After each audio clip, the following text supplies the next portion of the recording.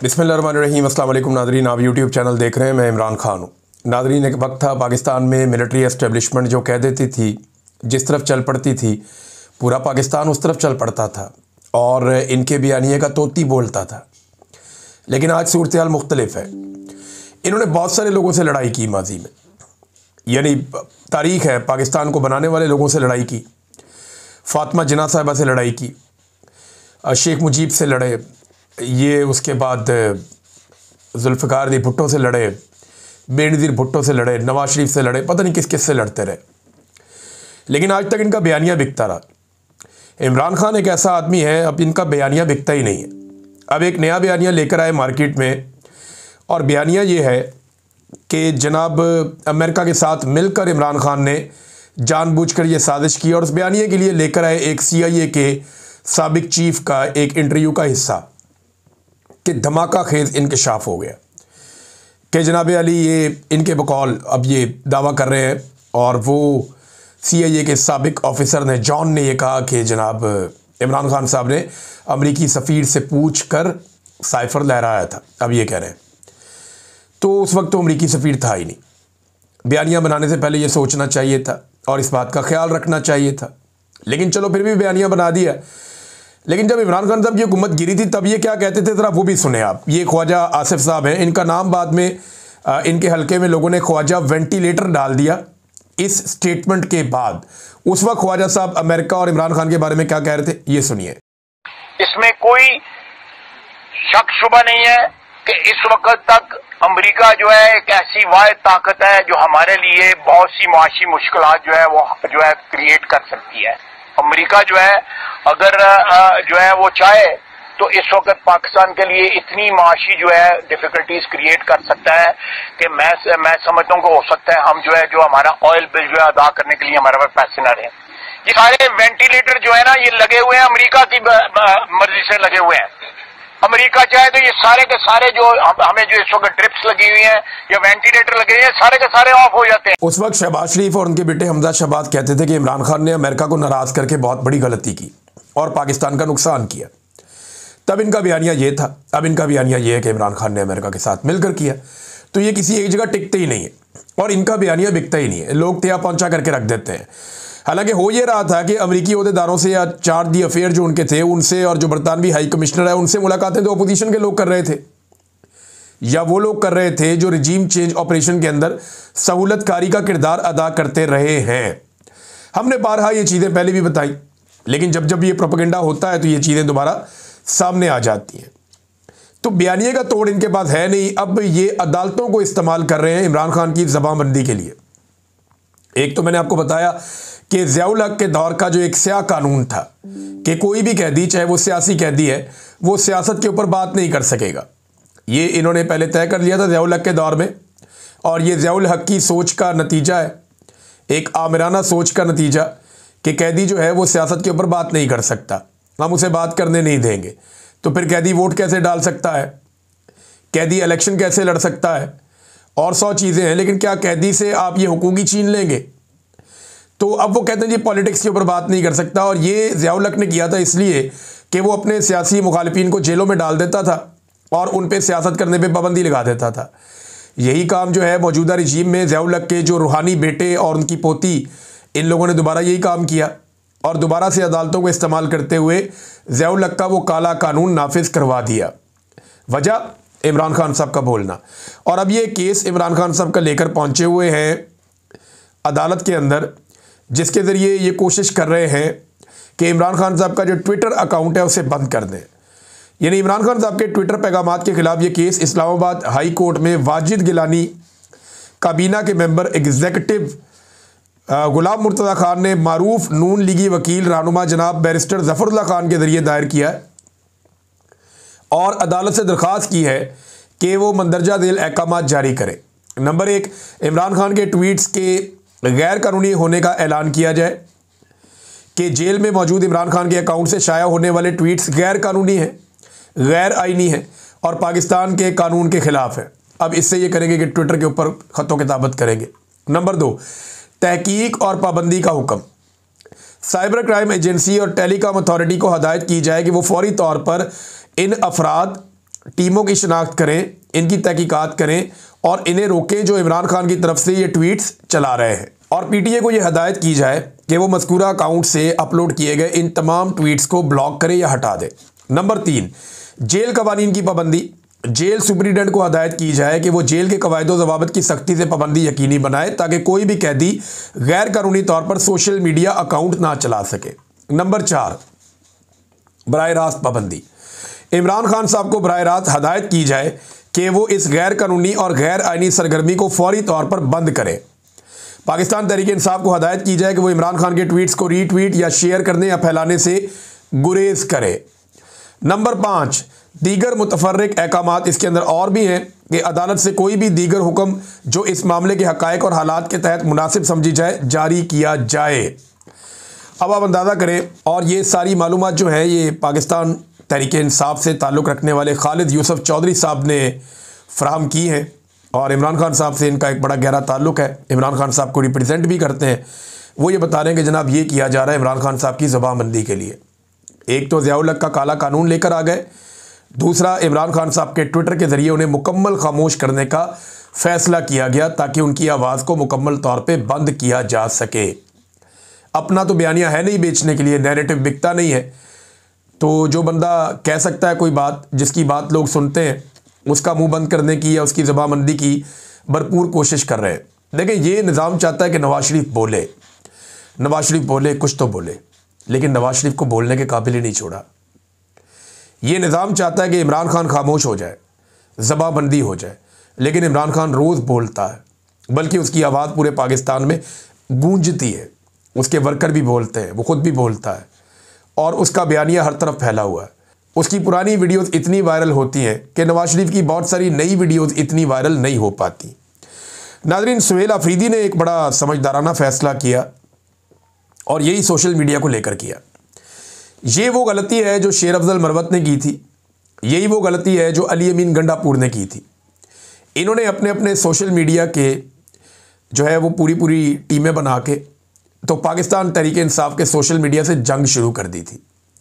गंडापुर साहब के social media के अकाउंट पहचाने जाते थे, पता चलता था कि ये चंद लोग हैं जो गंडापुर साहब की सपोर्ट में आए हुए हैं और ये पाकिस्तान तहरीक इंसाफ के सोशल मीडिया से सारा दिन लड़ते थे। वो कभी PMLN के सोशल मीडिया से या बाकी जमातों से या एस्टेब्लिशमेंट से उनका ऐसे फड्डा नहीं होता था। उनका डायरेक्ट फड्डा रहता था पाकिस्तान तहरीक इंसाफ के सोशल मीडिया से, जो ऑफिशियल सोशल मीडिया है। शेर अफजल मरवत साहब ने सबसे पहले ये काम किया था। उन्होंने अपना सोशल मीडिया बनाया था और पाकिस्तान तहरीक इंसाफ के सोशल मीडिया से उनका सोशल मीडिया टकरा गया था। लेकिन जो PTI का सोशल मीडिया या इमरान खान का सोशल मीडिया है, उसका मुकाबला तो रियासत नहीं कर पा रही इतने लंबे अरसे से। तो ये दो लोग क्या करते? अब सुहेल अफरीदी ने एक अच्छा स्टेटमेंट दिया, समझदारी का सबूत दिया। वो गलती इन्होंने नहीं दोहराई। उनके बकौल उनका अपना कोई सोशल मीडिया नहीं है, कोई सोशल मीडिया टीम नहीं है, बल्कि पाकिस्तान तहरीक इंसाफ का जो ऑफिशियल सोशल मीडिया है वही उनका सोशल मीडिया रहेगा। यार मोहम्मद नियाज़ी को जो ऑफिशियल सोशल मीडिया की टीम है PTI की, उन्होंने ही फोकल पर्सन मुकर्रर किया सोशल मीडिया का सुहेल अफरीदी का, और वो अब ये काम करेंगे, उन्होंने नामजद करके दिया है। तो ये जनाब सुहेल अफरीदी साहब ने अक्लमंदी का काम किया कि जनाब मेरा कोई सोशल मीडिया नहीं है, बल्कि ये जो तहरीक इंसाफ का जो ऑफिशियल सोशल मीडिया है मैं उनके साथ काम करूंगा और मेरे हवाले से इतलात वो देंगे और मैं उनके साथ कोऑर्डिनेशन में रहूंगा। और उन्होंने अपना बंदा नामजद करके यहाँ दे दिया है। तो ये अक्लमंदी है। मेरे ख्याल में ये मशवरा जो है उनके कोई समझदार साथियों ने दिया है, या कम से कम मुराद सईद, वो क्योंकि ओन करते हैं इस सोशल मीडिया को जो पाकिस्तान तहरीक इंसाफ का है और तहरीक इंसाफ का सोशल मीडिया मुराद सईद को ओन करता है, लिहाजा इस बात को आप इस तरह देख सकते हैं। नाज़रीन, एक कॉन्फ्रेंस हुई है पाकिस्तान में और ये कॉन्फ्रेंस हुई फ़लस्तीन के हवाले से। फ़लस्तीन से इजहार यकजहती के लिए आल पार्टीज़ कॉन्फ्रेंस हुई, लेकिन इसका एजेंडा क्या है? यानी इन्होंने सारी जमातें बुलाई कि जनाब फ़लस्तीन के हवाले से हमने काम करना है, फ़लस्तीन के हक़ में हमने बोलना है। तो एजेंडा क्या था? फ़लस्तीन या इसराइल से इजहार यकजहती। या तो आप फ़लस्तीन से इजहार यकजहती करेंगे या इसराइल के साथ करेंगे। तो यहाँ पे जो वफाकी वज़ीर हैं काफ लीग के चौधरी सालिक हुसैन साहब, मेंबर कौमी असम्बली, ये फैमिली बहुत करीब है आसिम मुनीर साहब के, और इन्होंने फील्ड मार्शल साहब के कहने पे या इससे पहले बाजुआ साहब के कहने पे ख़ानदान में दरार डाल ली और ये PMLN के साथ चले गए। हालांकि उनके साथ इनकी बड़ी पुरानी एक जंग थी, उनके साथ एक पुरानी लड़ाई थी, लेकिन ये उस कैंप में चले गए। अब चौधरी सालिक हुसैन साहब की गुफ्तगू अगर आप सुने इस कॉन्फ्रेंस में, तो वो ऐसा लगता है कि इसराइल को तस्लीम करने के हवाले से कोई जहन साजी कर रहे हैं। मैं चाहता हूँ आप खुद भी सुन लें, आपको आइडिया हो जाए कि चौधरी सालिक हुसैन साहब कैसे ये मामला और ये बात कर रहे हैं। ये सुनिए जरा आप। लेकिन हम यहाँ दूसरी बात भी कह रहे हैं, वो सुनने में तो बहुत अच्छी लगती है कि जी इजराइल जो है वो हम उसको तस्लीम ही नहीं करेंगे, लेकिन आपके ख्याल में ये मुमकिन है आज के दौर में?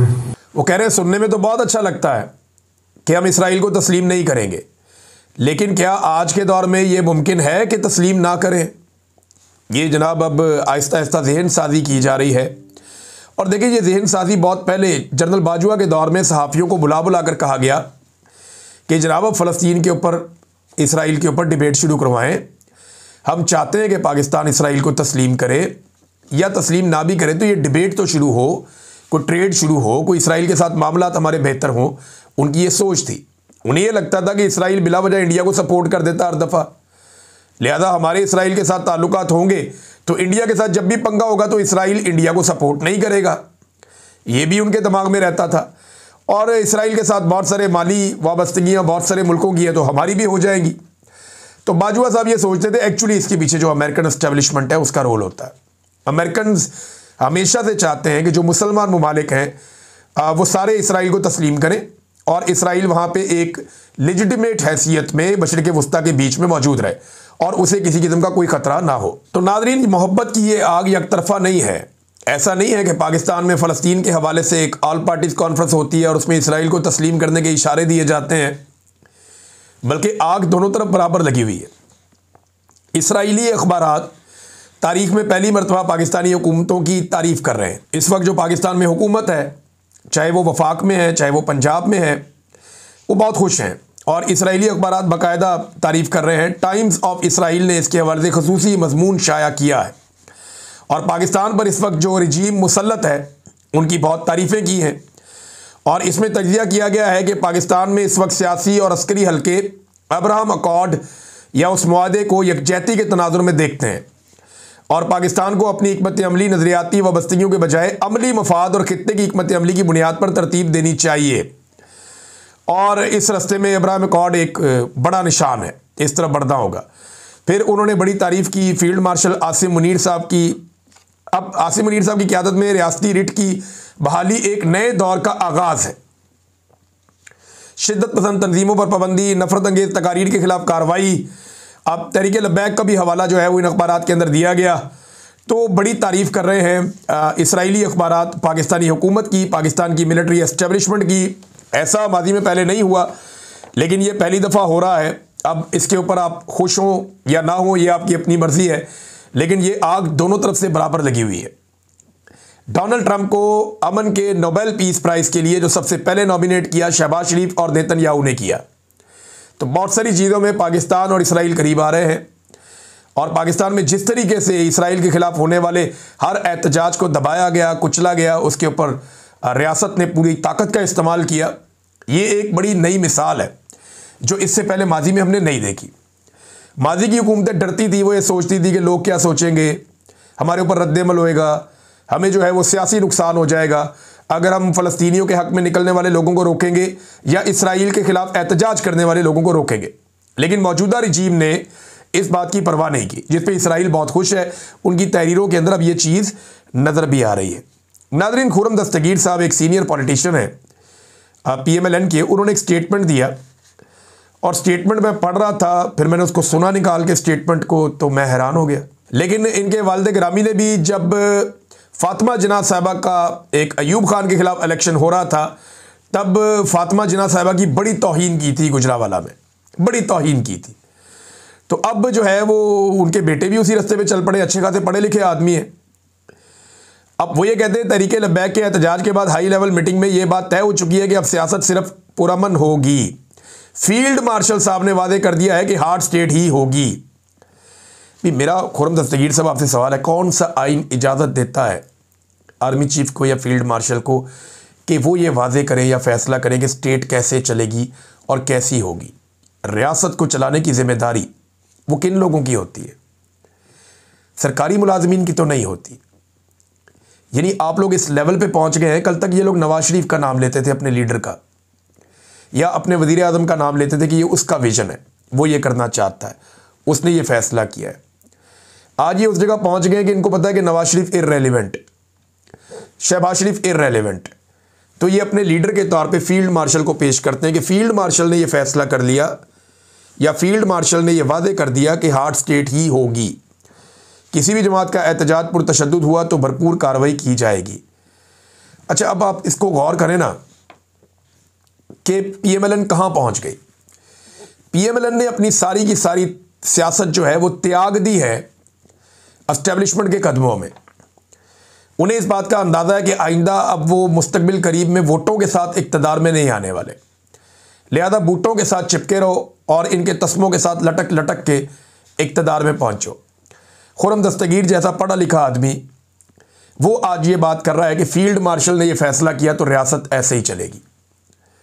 हालांकि वो ये जानते हैं कि रियासत की डेफिनेशन क्या है, लेकिन ये बातें रिकॉर्ड का हिस्सा बनती जा रही है कि पीएमएलएन ने किस लेवल तक गिरावट का सबूत दिया जब पाकिस्तान में आमिराना हिकमत अमली अपनाई गई थी। सबसे पहले इन्होंने सरेंडर किया और इनके सरेंडर की कीमत पाकिस्तान ने चुकाई। इकॉनमी के मैदान में, लॉ एंड ऑर्डर के मैदान में, दुनिया भर के साथ ताल्लुकात के मैदान में, खित्ते के अंदर हमारी बिगड़ती हुई सूरत हाल के मैदान, हर जगह पे जो हमें आज नाकामी हो रही है उसके पीछे वजह कौन है? पीएमएलएन। इसलिए कि उन्होंने एस्टेब्लिशमेंट जिनका ये काम नहीं है उनकी बालादस्ती और उनके फैसलों को मिनोअन कबूल कर लिया। ये है जी प्रॉब्लम। नाज़रीन, आज़ाद कश्मीर में जो एस्टेब्लिशमेंट का वज़ीर आज़म है वो लगता है तनहा रह गया अब, और एस्टेब्लिशमेंट का वज़ीर आज़म आप सब इन्हें जानते हैं, मोहतरम को, चौधरी अनवारुल हक साहब, और ये आज़ाद कश्मीर के वज़ीर आज़म हैं। इनके भाई lieutenant general retire Chaudhary Ikramul हक साहब हैं, और ये इनका बेस्ट तारुफ है एस्टेब्लिशमेंट के साथ, इनके बड़े अच्छे ताल्लुकात हैं। ये सितंबर 2023 में जब फारिग कर दिया गया, उस वक्त पाकिस्तान तहरीक इंसाफ के वज़ीर आज़म को सरदार तनवीर इलियास को अदालत के ज़रिए से नाअहल किया गया। पर वो अब नाअहल नहीं, क्योंकि वो तो आ गए प्रेस कॉन्फ्रेंस वाली पार्टी में आ गए ना, तो अब तो वो नाअहल नहीं, अब तो वो बिल्कुल अहल है, क्योंकि वो एस्टेब्लिशमेंट की गोद में आ गए, उस तरफ दूसरी तरफ आ गए। तो वो फिर नाअहली तो तब तक होती है जब तक कि आप इमरान खान के साथ खड़े हों। इस वक्त जैसे ही आप एस्टेब्लिशमेंट की बात मानते हैं फिर आपकी नाअहली नहीं रहती। फैसल वाडा की मिसाल भी आपके सामने है। तो नाज़रीन, हुआ ये कि ये उम्मीदवार लाया गया था सितंबर 2023 में, और इसको 52 में से 48 वोट दिलवा दिए गए, वज़ीर आज़म बना दिया गया। पीपल्स पार्टी के लोग अपना उम्मीदवार चुन रहे थे कि ये हमारा उम्मीदवार होगा, इसको हम वज़ीर आज़म बनाएंगे। इन्होंने, मुझे पीपल्स पार्टी के लोगों ने बताई ये बात, कुछ जर्नलिस्ट हैं उन्होंने भी, कि ये गए, इन्होंने पीपल्स पार्टी से वोट मांगा। पीपल्स पार्टी को इन्होंने कहा उनके लोगों को, तुम वोट दे दो, नहीं तो वोट तो तुम्हें देना ही पड़ेगा। उनका ये क्या बात हुई? ये कौन सा तरीका है वोट मांगने का? आराम नाल वोट दे दो, नहीं तो तुम्हें देना ही पड़ेगा। फिर हुआ ये कि जरदारी साहब का फ़ोन आता है और पीपल्स पार्टी के सारे लोग सर फेंक के वोट डालते हैं। यही काम जो है वो पीएमएलएन ने भी किया, सर फेंक के उनकी क़यादत का फ़ोन है कि वोट डालो इसको, क्योंकि ये एस्टेब्लिशमेंट का उम्मीदवार है, तो उसको भी वोट डल गए, और पाकिस्तान तहरीक इंसाफ भी इसकी झोली में डाल दी गई। तो 52 में से 48 वोट लेकर ये शख्स वज़ीर आज़म बन गया आज़ाद कश्मीर का। और आज इसकी हालत ये है कि पीएमएलएन ने कहा जी हम तो इससे दूर हो रहे हैं, अपने आप को दूर कर रहे हैं, हम इसकी नाकामियों का मलबा नहीं उठा सकते, क्योंकि इसने आंखें बंद करके वही किया जो एस्टेब्लिशमेंट ने इसे कहा, और पूरे आज़ाद कश्मीर की आवाम को अपने खिलाफ कर लिया। अब कोई भी पॉलिटिकल पार्टी इसका बोझ नहीं उठाना चाहती। पीएमएलएन भी इससे दूर हो गई है। पीपल्स पार्टी कहती है हम तो इसके खिलाफ अदम एतमाद की तहरीक लेकर आएंगे। अब कोशिश सबकी ये है कि पीटीआई वहाँ पे अपना वज़ीर आज़म बना ले, ताकि सारा मलबा पीटीआई पे डाल दिया जाए, और अगले साल जो इंतखाबात आ रहे हैं आज़ाद कश्मीर में, उन इंतखाबात में पीएमएलएन को और पीपल्स पार्टी को थोड़ा सा रूम मिल जाए। पीटीआई अगर कोई बहुत बेवकूफ़ जमात होगी तो इस वक्त वो इनके नरक़े में आएगी। अगर कोई भी शख्स वज़ीर आज़म बनना चाहता है, कोई मिलजुल के ये काम करते हैं तो कर लें, लेकिन पीटीआई को चाहिए कि इस खेल से अपने आप को बाहर रखे और इलेक्शन का इंतज़ार करे, और इलेक्शन में बेहतर उम्मीदवार खड़े करके, जो लोग नहीं बिके और जो लोग नहीं बिकेंगे उस तरह के उम्मीदवार खड़े करके एक मरतबा दोबारा इलेक्शन में आए और इलेक्शन को जीतने की कोशिश करे। ये पाकिस्तान तहरीक इंसाफ करेगी तो शायद उसके लिए बेहतर होगा। बहरहाल अब क्योंकि इलेक्शन ज़्यादा दूर नहीं है तो एस्टेब्लिशमेंट का उम्मीदवार सबको बुरा लगना शुरू हो गया है और बेचारा मुश्किल में है। एस्टेब्लिशमेंट कोशिश कर रही है अपने उम्मीदवार को बचाने की, वो कामयाब होते हैं या नहीं होते ये आपको आने वाले वक्त में पता चल जाएगा। अब तक के लिए इतना ही, अपना ख्याल रखिएगा, अपने चैनल का भी। अल्लाह हाफिज़।